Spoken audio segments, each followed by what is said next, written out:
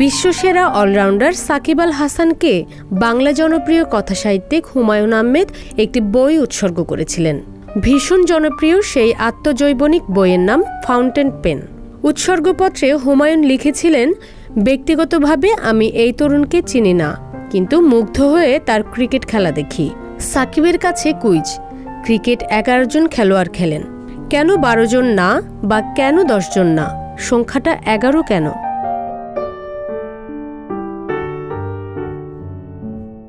এই কুইজের উত্তর জানা নেই, কিন্তু বাস্তবতা হচ্ছে 10-12 কিছুই লাগে না। সাকিব তার হিরণময় বাম হাত দিয়ে বহু ম্যাচ জিতেছেন এককভাবে, যখন যেভাবে দরকার। কোনো ম্যাচ ব্যাট দিয়ে, কখনো স্পিন ঘূর্ণিতে ম্যাচ বের করেছেন উইকেট উপড়ে ফেলে।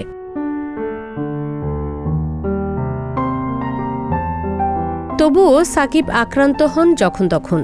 আমরা ভুলে যাই, একজন সাকিব আল হাসানের আগমন না ঘটলে গরিবী দশা কাটত না এই দুর্ভাগা দেশের ভাবমূর্তির।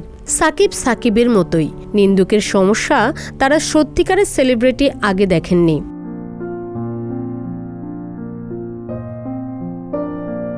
মাগুরায় 1987 সালের আজকের দিন 24 মার্চ জন্ম নেয়া সাকিব এক বিশ্ব তারকা। অন্য যে কারো চেয়ে তিনি এগিয়ে থাকা একজন। ড্যামকে আর তিনি না হয়ে আর কে হবেন?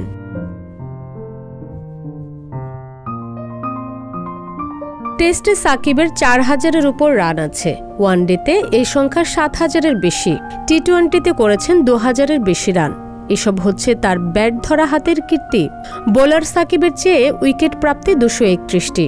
তার অর্জন করা ওয়ানডেতে উইকেট সংখ্যা 300-রও বেশি। টি-20 খেলে উইকেট পেয়েছেন 331টি। বাংলাদেশ ম্যাচ জিতলেই উল্লাসে মাতোয়ারা হয় বাংলাদেশ। এমন উল্লাস বাংলাদেশের আর কোনো ক্ষেত্র থেকে সূচিত হয় কি? ক্রিকেটে এসে বিভক্তি ভুলে এক হয় বাংলাদেশ। বিশ্বজুড়ে লাল সবুজ পতাকা আরও উজ্জ্বল করেছে ক্রিকেটের সাফল্য। হারে জিতে এটি বাংলাদেশ মুখে বললে হৃদয়ও ধারণ করা উচিত। দায়বদ্ধতা থাকা উচিত বাংলাদেশ ক্রিকেট নিয়ে কোনো মন্তব্যের আগে। আর শীর্ষ তারকা সাকিব আল হাসানকে নিয়ে থাকা উচিত বিশেষ সংবেদনশীলতা, কারণ সাকিব বারবার জন্মান না।